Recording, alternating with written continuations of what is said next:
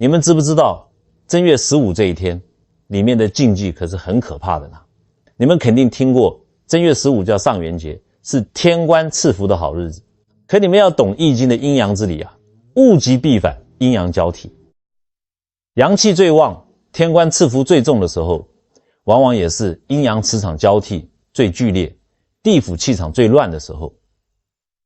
古人常说，天有不测风云，人有旦夕祸福。这绝对不是古人吃饱太闲拿来吓唬你们的场面话，这都是老祖宗拿命换来的经验。今天我就要给大家提个醒，正月15前后的晚上有5个极阴之地，你就算平时再怎么铁齿，胆子再大，也绝对不要去凑热闹。为什么？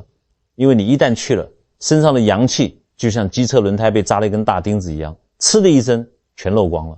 接下来一整年衰运就像被煞到一样，黏踢踢的贴着你，甩都甩不掉。到底是哪5个地方？来，我现在掰开揉碎了讲给你们听。首先，这第一个正月15晚上绝对不能去的地方，说出来你们可能会吓一跳，那就是入夜后的寺庙外围。我知道有很多老朋友要反驳我，尼斯啊，你是不是老翻颠啊？大庙不是菩萨神明住的地方吗？不是全天下最有灵气最辟邪的地方吗？怎么反而晚上不能去了？我告诉你们，你们以为庙外围那个高高的围墙是用来干嘛的？防小偷吗？你太天真了。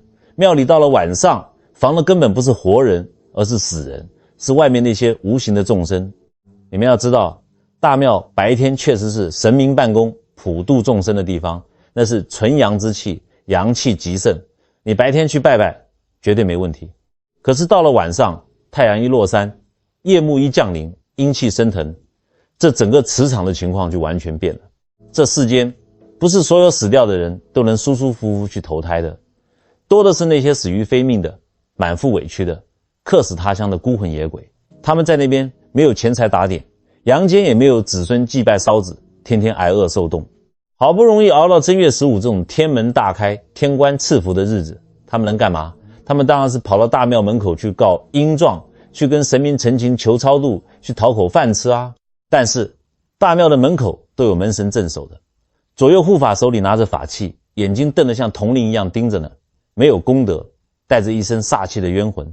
门神是绝对不让他们踏进大门半步的。哎，他们进不去怎么办？难道就乖乖回去吗？不可能的。他们就在寺庙外面的围墙根底下，大树底下，黑暗的巷弄里徘徊打转哭泣。你们闭上眼睛想象一下那个画面，就像古代县衙大门口挤满了衣衫褴褛，饿得皮包骨头，哭天抢地要告状的灾民。这个时候你一个大活人大半夜跑去寺庙周围，你不撞鬼谁撞鬼？为了让你们长记性，我讲个真实的例子，你们就明白了。台北有个很虔诚的王阿嬷，那年正好68岁。阿嬷人很好，平时吃斋念佛，就是性格有点倔，石头牛都拉不回来那种。那年正月15那天晚上，他非说15的月亮圆，神明半夜显灵，一定要赶在晚上11点多，也就是子时刚过的时候，去家附近的大观音庙抢烧头炷香。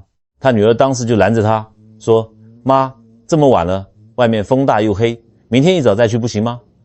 阿嬷眉头一皱，骂道，你懂什么？半夜去才显得星辰，菩萨才会第一个看到我。女儿怎么劝都劝不住，阿嬷穿了一件单薄的针织外套，提着香烛金纸就出门了。那座观音庙白天香火很旺，人挤人，但到了晚上11点，周围的巷子连个路灯都暗得让人发毛。阿嬷一个人走在小巷子里，越走越觉得不对劲。当他走到寺庙外面的高围墙边时，突然觉得脖子后面一阵阴风吹过来。注意了，那阵风是像冰水一样，直接顺着他的脊骨，顺着他的督脉，一点一滴往下流的阴寒之气。阿嬷当时心里也咯噔了一下，老人家嘛，本身气血就弱，阳火不旺，他当时就觉得两腿发软，好像有1000斤重的东西死死拖着他的脚踝，拔都拔不动。紧接着周围树叶被风吹得沙沙作响，但是在阿嬷听来，那根本不是树叶的声音，就像是好几个人贴在墙角下窃窃私语，还有女人那种很凄厉的低声的哭泣声。阿嬷这下是真的怕了，吓得香也不敢烧了，手里的袋子一扔，跌跌撞撞，几乎是连滚带爬的跑回了家。结果你们猜怎么着？一进家门，阿嬷脸色惨白，直接两眼一翻，扑通一声瘫在沙发上不省人事。当天半夜就开始发高烧，烧到快40度，女儿急得满头大汗，退烧药喂下去一点用都没有，额头烫得能煎鸡蛋，手脚却冰凉得像死人一样。最吓人的是什么？到了后半夜2、3点钟，阿嬷突然在床上坐了起来，闭着眼睛，用一种很粗的完全不像老太太的男人声音在那边自言自语说道：好冷啊，我好饿啊，凭什么不让我进去？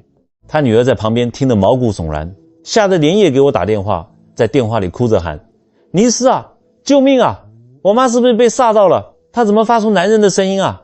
我一听这症状，重重地叹了口气，在电话里念他：糊涂啊，这是冲撞到无形陈情者了，人家在外面等神明救济，已经是恶狗抢食，怨气冲天了。你妈一个阳气本来就弱的老太太，大半夜大摇大摆地闯进人家的地盘，人家看你家阿嬷身上的阳气，就像看到热腾腾的肉包子一样，不扒着她吸2口阳气才怪。后来怎么解决的？我跟你们讲，遇到这种事千万不能拖。我硬是让他女儿熬到了第2天大白天正午12点。大家记住，正午12点是太阳最毒，天地间阳气最旺的时候。我让女儿带着阿嬷的贴身衣服，亲自跑去庙里主神面前自拍下跪道歉。我教她怎么说：大慈大悲的观世音菩萨，戏女的母亲昨夜无心冒犯了外面的众生，今天特备金银财宝，请神明做主，给他们一点盘缠，放过我老母亲。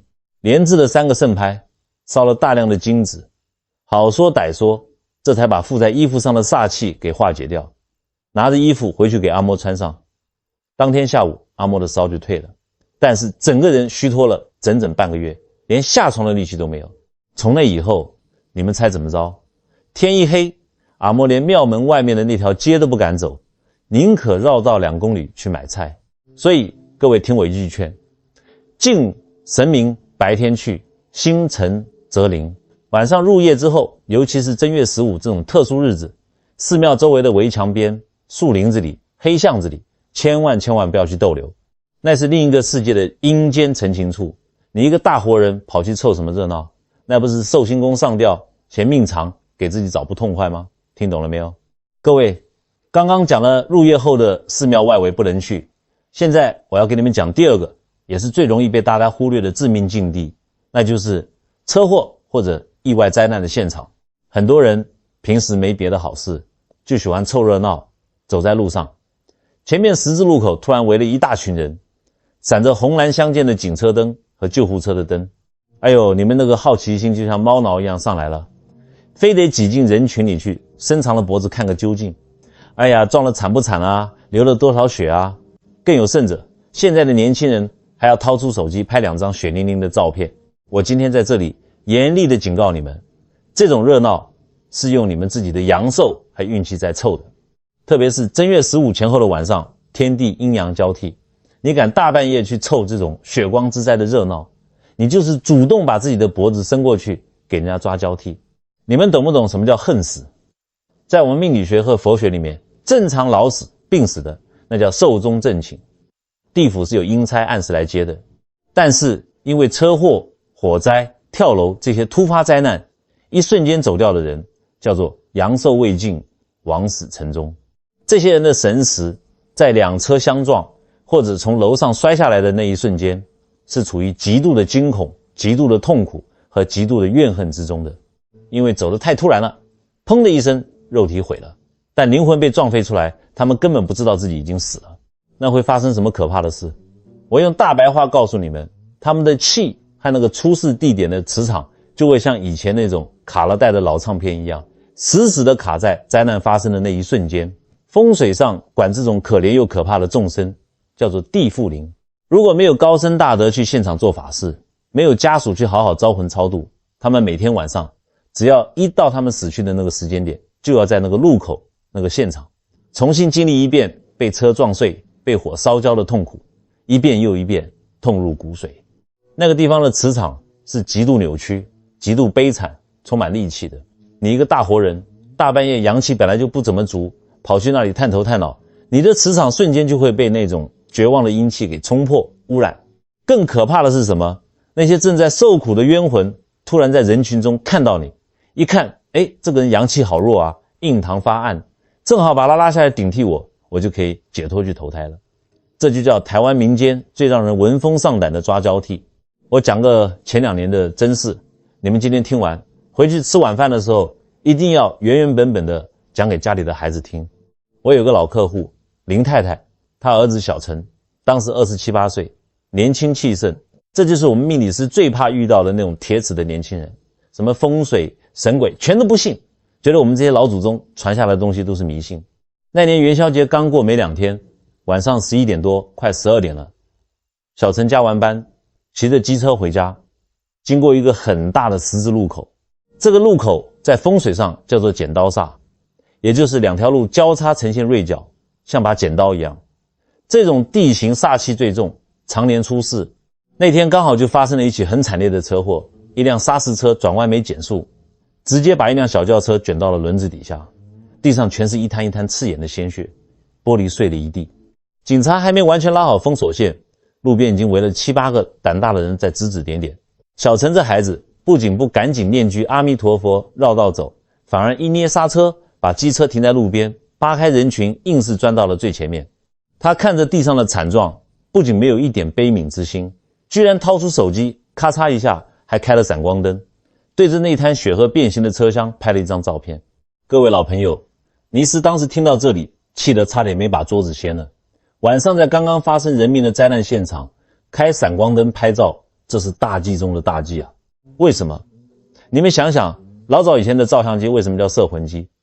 人在刚死的时候，魂魄是最不稳的，你那闪光灯咔嚓一闪，不仅把人家破碎的魂魄给强行射进了你的手机里，更是等于在黑夜里打了一个强力探照灯，大声地告诉那些徘徊在血泊里的冤魂，喂，我在这里，来看我啊，来跟着我啊！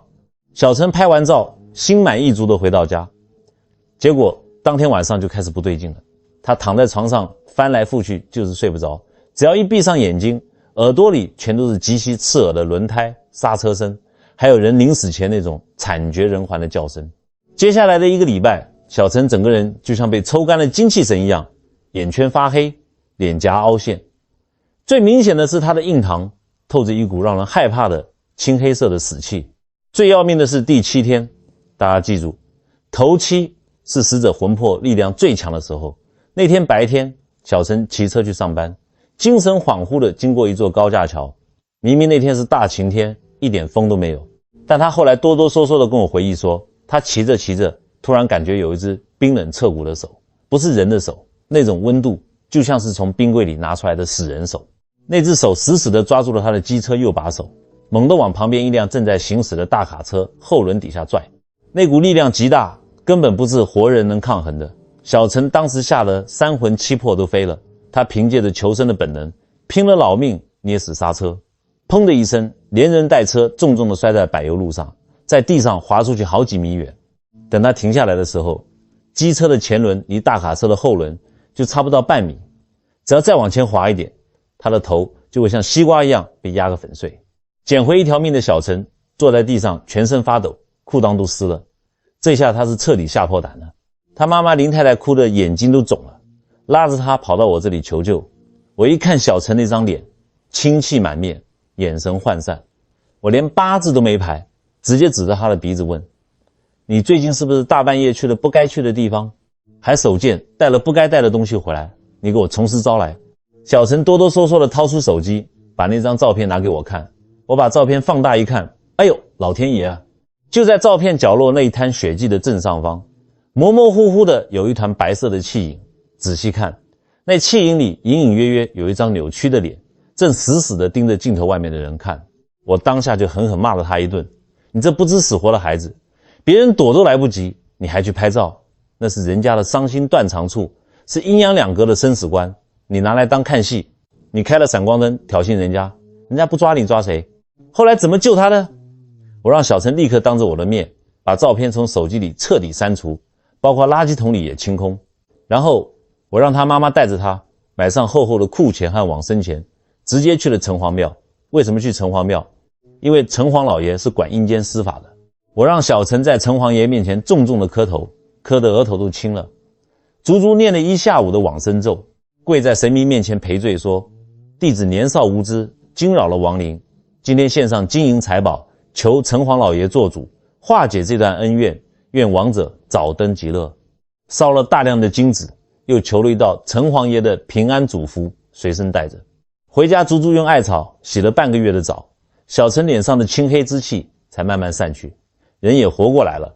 从那以后，你们再看看小陈，乖得像只猫一样。现在他在路上，只要远远听到救护车、警车的声音，立马靠边停车，嘴里不停地念阿弥陀佛，绝对不敢再多看一眼。所以啊，你们今天把这句话死死地刻在脑子里，路上遇到车祸、火灾、意外现场，千万不要去围观，更加绝对不能去拍照。你在心里默默念一句阿弥陀佛，或者愿死者安息，然后迅速离开，保持一颗敬畏天地、敬畏生死的心，不去惊扰亡者，这也是在保护你们自己的阳气和福报。听懂了没有？好，现在我要给你们讲这正月15晚上绝对不能去的第3个极阴之地，那就是医院的地下太平间和骨灰塔。听到这里，肯定有人要说，尼斯啊，大过节的，谁会没事吃饱太闲，大半夜跑去医院的太平间和骨灰塔溜达啊？我们又不是拍电影找刺激。哎，你们啊，话千万不要说得太满太早，很多时候根本不是你想去，而是阴差阳错走错了路。今天我就要给你们把这个理儿从头到尾讲透彻。为什么这2个地方哪怕你是无意间路过都要绕着走？我给你们讲个我亲自出手处理过的绝对真实的一案。我有个朋友的远房表哥，我们都叫他老李，今年快60了。老李年轻的时候是当兵的，退伍下来之后身子骨一直很硬朗，前几年退休了，在家里闲不住，就在台北一家非常大的医学中心找了个大夜班保全的工作，算是打发时间。有一年的正月15，正好就轮到老李值大夜班。那天天公不作美，从傍晚就开始下着那种冷飕飕的毛毛细雨，湿冷的，寒风直往骨头缝里钻。到了凌晨2点多，也就是我们常说的丑时，正是人一天之中阳气最弱、最犯困，也是地府阴气最重的时候。老李强打起精神，拿着手电筒要一层一层去巡逻。本来呢，太平间所在的地下3层是不需要老李去巡的，那边平时都是锁着的，有专门的看守人员管。老李巡完1楼大厅，准备坐电梯去2楼。可是那天晚上，邪门的事情发生了。老李走进大厅的电梯，明明伸手按的是2楼的按钮，结果电梯门一关，突然哐当一声剧烈的晃动了一下，电梯里的灯管吱吱闪了2下。紧接着，楼层显示器上的红色数字就像疯了一样开始往下乱跳，最后叮的一声稳稳地停在了地下3层。电梯门缓缓向两边打开，一开门，老李就觉得一股刺骨的冷风直接迎面扑来，直往他的骨头缝里钻。走廊里的声控感应灯坏了好几个，剩下的几个一闪一闪的，散发着惨白的光。空气中弥漫着一股极其浓烈的药水味，还夹杂着一种说不出来的霉味和腥味。老李毕竟是当过兵的人，阳气本身比一般人重，胆子也挺大，但他当时本能的就觉得浑身汗毛倒竖，极其不对劲。他探出头，拿着手电筒想看看走廊尽头的感应器是不是坏了。就在这个时候，在这死一般寂静的地下3层，他清晰地听到走廊最深处那个停放遗体的冰柜房间门后传来了咯吱咯吱咯吱的声音。哎呦，各位，在这半夜2、3点的地下室，听的人头皮都快炸开了。更可怕的事情还在后面。老李心里暗叫一声不好，想赶紧退回电梯里关门。可是他突然发现自己的2条腿迈不动了，就像是被人灌了铅，又像是被几双冰冷的手死死地抱住了大腿。这其实是阴气太重，直接锁死了他的下盘经络。老李感觉到周围原本空荡荡的昏暗的走廊里，空气好像突然变得非常拥挤。他甚至恍惚间感觉到有无数双冰冷的没有生气的眼睛正在黑暗的角落里死死地盯着他这个闯入的活人看。老李满头大汗，心脏狂跳。他毕竟有社会阅历，知道这个时候绝对不能慌，一慌神，阳火一灭，命就交代在这里了。他猛地一咬牙，嘎嘣一下，狠狠地咬破了自己的舌尖。老祖宗留下的智慧啊，各位，舌尖穴是人体纯阳之穴，是心之苗。老李借着那一阵钻心的剧痛，硬生生的把那种被束缚的僵硬感给冲破了。他把腿猛地拔了回来，退进电梯，疯狂地按关门键。电梯门关上的那一刻，他甚至感觉到有一阵冰冷的气流插了他的鼻尖扫过去。老李一路逃回了1楼的大厅，全身衣服都被冷汗湿透了。命是逃出来了，但从那天下了班起，老李这座像铁塔一样的汉子直接就倒下了。大夏天的，外面30几度，老李要在家里穿2件厚厚的羽绒大棉袄，他还觉得冷。他全身的关节就像被冰水泡着，被针扎着一样，疼得他整夜在床上打滚，根本睡不着觉。没出半个月，人就瘦得脱了相，眼窝深陷。后来他家里人托关系辗转找到了我。我一进他家卧室，闻到那股味道，眉头就皱起来了。我掀开他的厚被子，手指一搭他的脉，那个脉象沉紧的，就像一根被冰雪冻住的钢丝弦。我立刻把手收回来，指着老李说：“你这是极阴之气入骨，寒邪克于少阴了。你给我老实讲，你是不是在阴气最重的时候去了最不该去的死人堆里？”老李的牵手这才哭着把元宵节晚上的事说出来。我听完连连摇头。后来我是怎么救他的？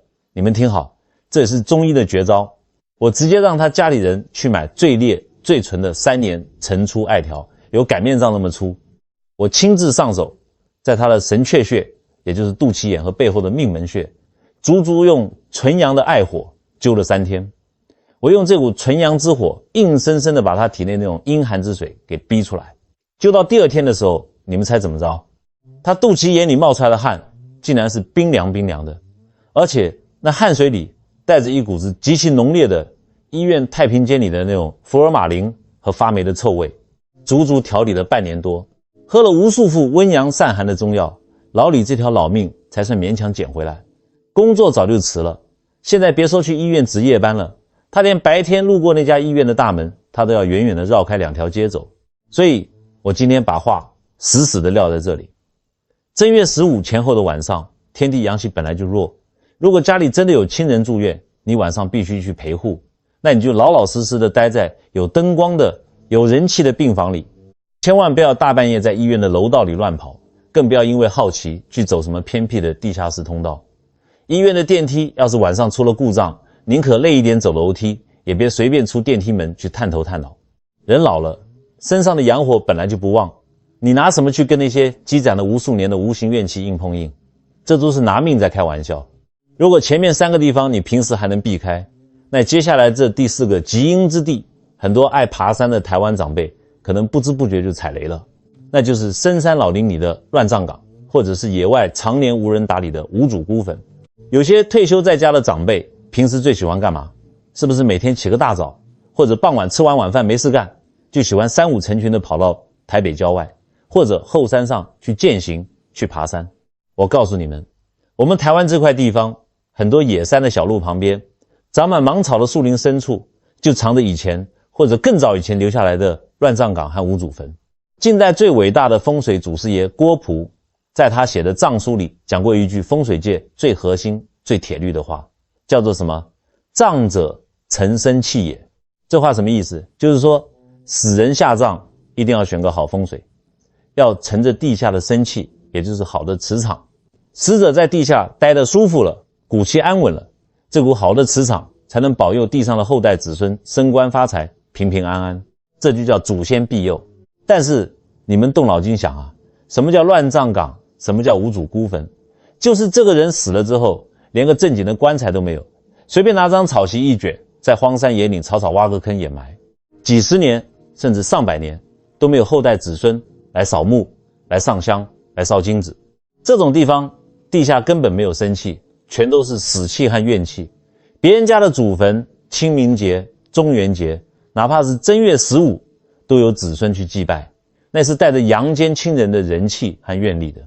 可是这些无主孤坟呢，他们眼巴巴地看着别人有吃有喝有钱拿，自己只能在荒山野岭吹冷风饿肚子。你们换位思考一下，如果你是他们，你委不委屈？你怨不怨恨？所以我们民间常说一句话，撞鬼最怕什么？最怕撞到满腹委屈的冤鬼。到了正月15这种天地交泰阴气极重的时候，这些无家可归的孤魂野鬼他们的怨气就会在这一天达到顶峰。他们就像是在荒野里饿了10几天，眼睛发绿的饿狼。这时候你一个大活人，阳气不足的走过去，还不知死活的去招惹他们，他们能不扑上去扒着你吗？我讲个身边的真事。我有个老骑友林伯伯，平时身体硬朗，就是脾气火爆。有一年正月15，他在郊外的山上跟老伙计下象棋，忘了时间。等回过神，天都黑透了。为了赶回家吃元宵，他自作聪明，没走大路，抄了一条长满芒草的野路下山。走着走着，天黑看不清，他突然哎呀一声，被地上的硬东西绊了个狗吃屎，膝盖都磕破了。他脾气大，爬起来就指着地上一顿大骂，什么破石头，触老子眉头。骂完拿手电筒一照，这下三魂七魄都飞了。绊倒他的哪里是石头，是一块长满青苔，字都看不清的半截墓碑。而那个塌下去的坟包上，竟然恍惚趴着一团黑乎乎的影子，正用极其冰冷怨毒的眼睛死死盯着他。林伯伯吓得连滚带爬逃下山。各位，他这可是犯了风水上的大忌啊！大半夜踢了人家的房子，不道歉还爆粗口。结果回家后祸就闯大了，养了10年的老黄狗对着他的房门狂吠一整夜，5岁的小孙子半夜指着他大哭，阿公背上趴着一个很凶的黑脸阿伯。最惨的在后面，出了正月15，林伯伯就像被夺了心智一样，遇上诈骗集团，居然背着老伴把存折里辛辛苦苦攒了一辈子的300多万台币养老金一分不剩全砸了进去，血本无归。后来他老伴哭着把他拉来找我，我一进门拿罗盘一打，哎呦，指针像疯了一样狂跳。我气得指着他骂，老番颠啊，你把山上的无家可归者背回家了，人家让你破大财消灾已经是手下留情。最后怎么解决？我让他老伴备齐了3升贡品和大量金子，特意挑了正午阳气最烈的时候，押着他回山上那座孤坟前，跪在泥地里结结实实磕了3个头赔罪。老人家无心冒犯，今天送上金银财宝，打点阴司，求您放过我们一家老小。烧完金子，洒了净水，当晚家里的狗才不叫了，小孙子也安稳了。但这破财挡灾的300多万，花钱买命是再也回不来了。最后我要给你们讲这正月15晚上绝对不能去的最后一个地方。这个地方啊，不仅最容易让人卡到阴，而且一旦碰上了，连我们命理师处理起来都极其棘手。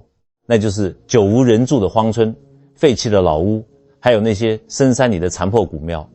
你们仔细回想一下，我们台湾的乡下，比如瑞芳、平溪或者苗栗那些深山里面，是不是有很多以前采矿伐木留下来的废弃村落？这些地方常年不见人影，很多老人家退休了没事干，喜欢去那些深山老林里挖点野冬笋，采点山芹菜或者中草药，觉得那里的东西纯天然。哎呦，尼斯每次听到这种事都在心里连连摇头。你们只知道贪山里的便宜，却不知道山里的水有多深啊。老祖宗在风水学里面有一条颠扑不破的铁律，叫做屋不如新，人不如故，宅无活气，阴邪必入。我用大白话讲给你们听，一栋老房子，哪怕它是个破破烂烂的土坯房，只要里面住着活人，每天生火做饭，一家人说说笑笑的，这房子哪怕经历几十年风吹雨打，它都不会塌。为什么？因为人的人气，纯阳之气，把这个房子的风水给活生生撑住了，这就叫阳气镇宅。可是你换一栋再豪华的别墅试试看，只要空在那里3年5载没人住，墙皮莫名其妙脱落了，到处是死蜘蛛网，一进去就感觉阴森森的，一股发霉的冷空气呛了你闭气，这就叫人退阴进。阳气一走，阴气、湿气还有那些无家可归的孤魂野鬼就全部跑进来安营扎寨了。那些荒废了几十年的村子就更可怕了，特别是我要重点警告你们的残破古庙。很多老人家脑子里有个很顽固的误区，觉得尼斯只要是庙就算破了废了，那也有神仙保佑吧，我进去躲个雨歇个脚总没事吧。错啦，大错特错，简直糊涂到了极点。正规的庙宇有香火供奉，有法师每天诵经，神明才会在那里办公。一旦这个庙废弃了，屋顶漏水了，香火断了，那原本驻扎在里面的正神早就退神回天庭了。那空留下来的那些泥塑的神像怎么办？我告诉你们，这就叫鸠占鹊巢。深山老林里的那些狐黄白柳、山魈野怪，甚至成了气候的厉鬼，他们一看哎呦，这里有个现成遮风挡雨的房子，还有个现成的金身神像，他们就直接一窝蜂的钻进那个废弃的神像里面，堂而皇之地冒充神明。你大半夜又是正月15阴气最重的时候跑去这种地方，你以为你在拜神求保佑，你等于直接走进了妖魔鬼怪的土匪窝。我有个病人叫老陈，当年62岁。老陈这人没什么别的爱好，就是喜欢懂点草药偏方。一到春天或者过完年，就背着个竹篓，拿着把柴刀往深山里面钻，去挖点什么一条根啊、野生黄金啊之类的拿回来泡酒。那年正好是正月15，白天出大太阳，老陈早早就进了山。结果那天运气特别好，在一个背阴的山谷里发现了一大片年份很久的野生药材。老陈这人贪心啊，他挖了忘了时间，总想着再挖一颗就走，再挖一颗就走。等他把整个竹篓都装得满满当当的时候，一抬头，坏了，太阳已经下山了。老陈背着几十斤的竹篓往回赶，下山的时候，他正好路过一个荒废了几十年的老矿村。那个村子全是残破的石头房子，长满了青苔和比人还高的野草。村口有一座塌了一半的土地公庙，里面的土地公神像泥彩都掉光了，半个脑袋也碎了。这要是平时，老陈绝对就闷着头走过去了。可是那天正月15的晚上，山里的雾气突然就像成了精一样，白茫茫的涌了上来，能见度不到5米，冷得人直打哆嗦。老陈实在走不动了，又冷又饿，他就自作主张，一低头钻进了那座破烂的土地公庙里，想避避风，歇口气。这老陈进了庙，不仅不知道敬畏，他还犯了一个要命的错。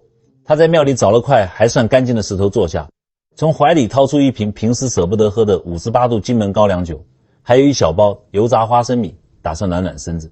他喝了2口酒，看了一眼旁边那个断了半个脑袋的泥菩萨，居然嬉皮笑脸地开起了玩笑。哎呀，老土地公啊，你看你混得这么惨，庙都塌了，大过节的连只烧鸡都没人给你供。来来来，相请不如偶遇，老头子，我今天发善心，请你喝口好酒。说着，他不仅往那长满青苔的供桌上倒了一盅高粱酒，还极其轻浮地把一颗嚼了一半的花生米吧嗒一下吐在了那个破神像的脚底下。各位，神像再破，那也是个载体啊，里面早就住满了吸取了几十年日月阴气的山精野怪。老陈这不仅是挑衅，这简直是在阴间的太岁头上动土。就在他那口酒倒下去，花生米吐出去的一瞬间，极其恐怖的事情发生了。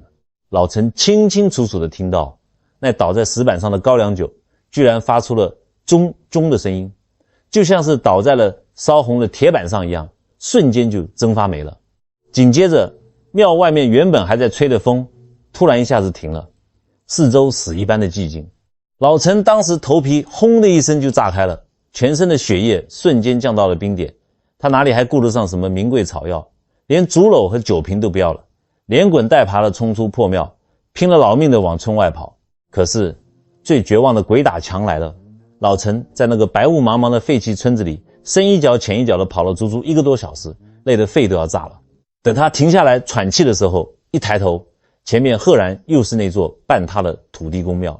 那个黑洞洞的庙门就像一张正等着吃人的大嘴。老陈吓得腿一软，直接跪在了泥地里，只能缩在村子边缘的一间破石头房子里，死死抵住没有门的门框。直到第2天早上，太阳出来了，雾气散了，那种压迫感才消失。老陈这才跌跌撞撞地逃下了山，回家后大病了一场。后来我让他老伴破了一大笔财，买了足足1卡车的金银纸钱，3升大礼，雇人挑到那个荒村的山口，在那里摆了法坛，烧了1下午的金纸，算是给那里的众生赔礼道歉，花钱买命。但从那以后，他的右腿就落下了个残疾，走路一瘸一拐的。别说进深山采药了，他现在连家门外面的小树林都不敢进。所以啊，各位，你们今天听完我讲的这5个地方，回家以后一定要牢牢记住，退休了想锻炼身体，去正规的公园，走有人的大路，千万不要因为贪图什么野味中草药，大半夜的跑去那些荒无人烟的废弃村落和破庙里乱转。你永远不知道那破败的泥胎里面到底藏着什么吸人精气的怪物。老老实实待在家里，吃吃汤圆，一家人平平安安，这才是真正的趋吉避凶。今天看了我们这期影片的朋友，相识就是缘分。正月15这个上元佳节，天官大帝就在天上看着我们呢。我现在邀请大家一起来做一个聚气的动作，请大家在下方的留言区里留下你的善言或者祈福。你可以敲下一句心存善念，天必有之。你也可以写下对你家人对儿孙最美好的祝愿，比如愿全家平安健康，逢凶化吉，财源广进。你们千万不要小看打字这个动作，当你打下这些祝福语的时候，你的心里升起的是一念善心。我们这里有成千上万个观众，当几万句善言，几万个纯阳的祝福全都汇聚在我们这个影片的留言区时，这里就会形成一个极其强大的金光闪闪的正能量磁场。最后祝大家平安喜乐，阳气满满，我们下次见。